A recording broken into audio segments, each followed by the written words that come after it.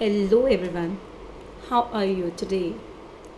It's a beautiful, beautiful time of the year. That's the rainy season. We all love rain, don't we?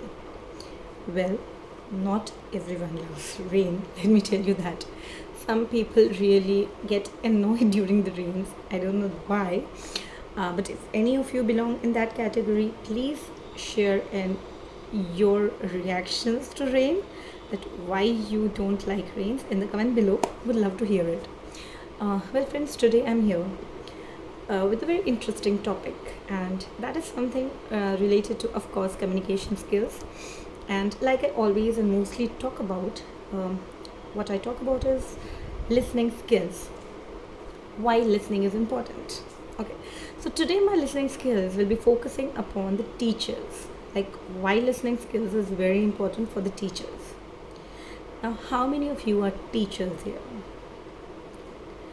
You would be knowing how important it is for you to understand your children, like your students, right?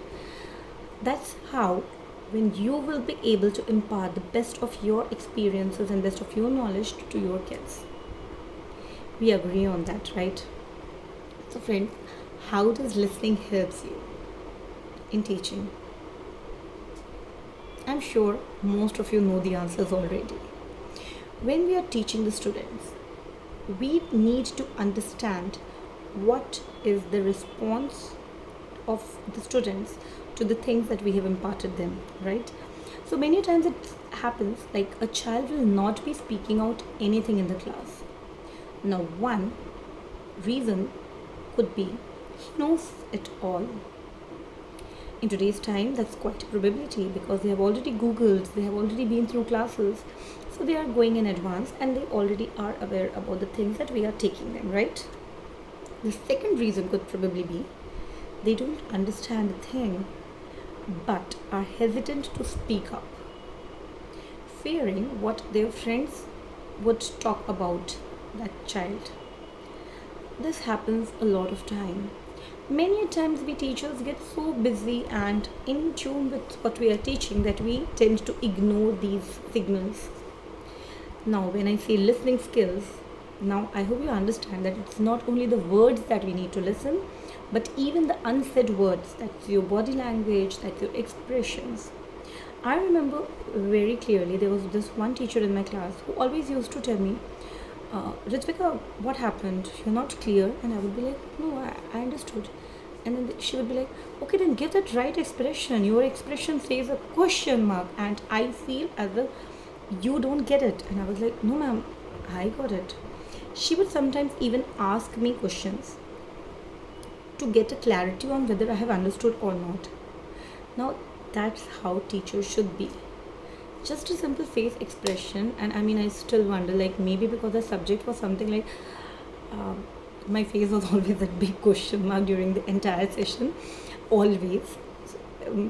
After a few sessions, when she really thought that okay, she does understand what I'm teaching, she asked me politely to please take a seat, somewhere back, so that I really don't focus so much on you, because every time I look at you, I feel like I'm not teaching correctly.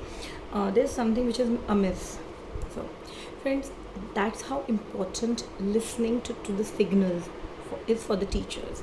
Now, only because of that attitude of my teacher, then I got more involved in that subject as compared to the rest of the subjects, when the teachers were not caring enough to see if the students are getting. They would be like coming, delivering the lecture, and would be leaving. So, this is the impact a teacher creates when they're listening properly to the students. And not just me, it was not about me, it was about each and every student that she used to listen to and the kind of attention she used to pay to us. It was difficult. In the class of 60, it was not an easy task. I agreed to that. But that's what the good teachers do, don't they? I'm sure most of you are already doing that. But then, it creates a lot and lot of impact on the students. There are been instances wherein when a teacher just understood, like a child is giving the answers, but then there's certain distortions there. When the teacher talks to the child to understand the reason behind it, in many cases it was found out that the child is being disturbed. It's disturbed at home for some personal reasons. And when a teacher talks to that student, when she is all out there with full heart and soul to listen and understand the child, they pour out their heart, because they are, at the end of the day, they are an innocent soul. All they want is a beautiful person to just come up to them and say that, yes, I do care. What you want to share, tell it to me. Now, when such cases happens, many a times there were very very complicated cases that we found out in the child's personal life, and few cases were resolved by the school by calling and counseling the parents.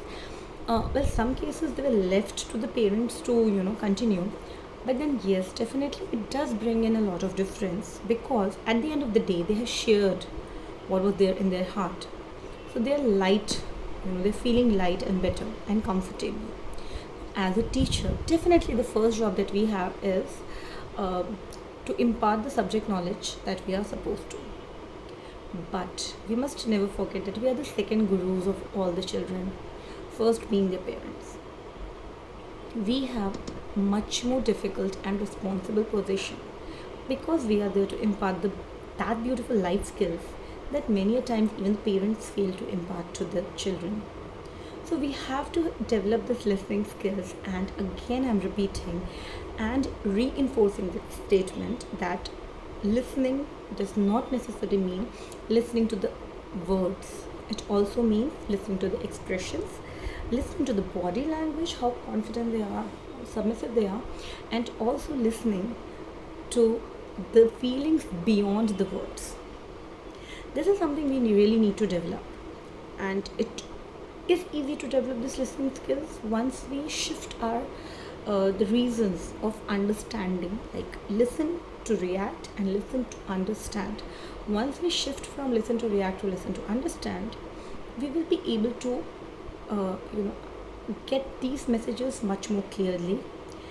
And once you do that, you'll see the entire shift in your teaching style. I'm sure most of you are already doing that unknowingly. Some of you are already doing that knowingly, which is both beautiful. That's why you all are there, and you all are loved by your students the way they love you. Please continue doing the good work. And for those who are struggling or were thinking that why, despite putting my best, my students are not loving me that much, you know the reason, just go ahead, practice, and you'll be perfect. Looking forward to hear your comments, and trust me guys, this will change the entire new world that you are creating out there for the better future, right? So happy teaching, and listen effectively, listen to all those emotions, and be beautiful. Thank you. Bye bye.